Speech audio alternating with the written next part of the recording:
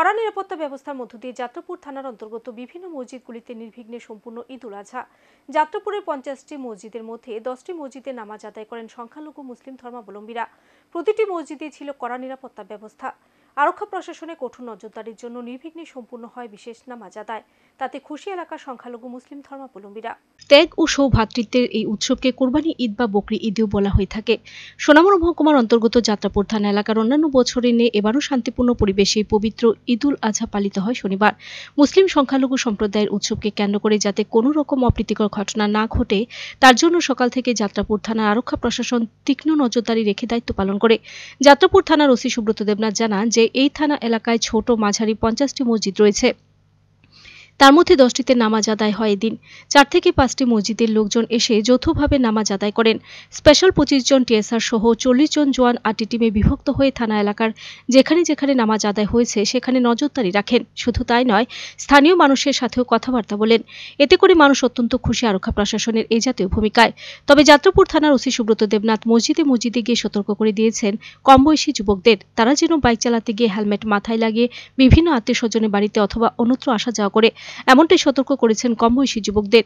ঈদের উৎসবকে কেন্দ্র করে যাত্রাপুর থানা আরক্ষা জওয়ানদের এই জাতীয় নজরদারি রাখার পরিপ্রেক্ষিতে মুসলিম সংখ্যালঘু সম্প্রদায়ের মধ্যে যথেষ্ট উৎসাহ জুগিয়েছে।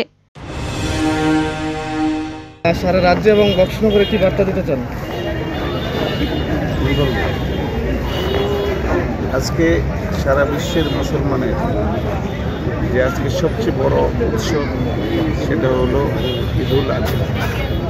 সেই ঈদ উল আজহা উপলক্ষে সারা বিশ্বে যেরকমভাবে আমরা ঈদের নামাজ আদায় করেছি, আজকে তার পাশাপাশি বক্সনগরেও আমাদের কেন্দ্রীয় জামে মসজিদের অধীনস্থ যে ঈদগাহ সেখানে আমরা সবাই মিলে এই এলাকাবাসী বক্সনগরবাসী সবাই মিলে আমরা এখানে ঈদের আজহার যে নামাজ আমরা আদায় করেছি, এখানে ঈদ উল আজহার নামাজ আদায় করেছি এবং এই নামাজ পড়িয়েছেন আমাদের বক্সনগর কেন্দ্রীয় মসজিদের সম্মানীয় ইমাম সাহেব।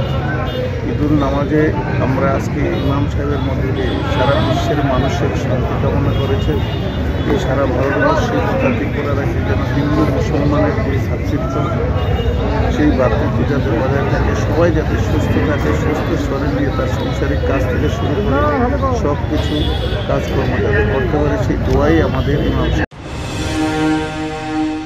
Video report, search India TNN।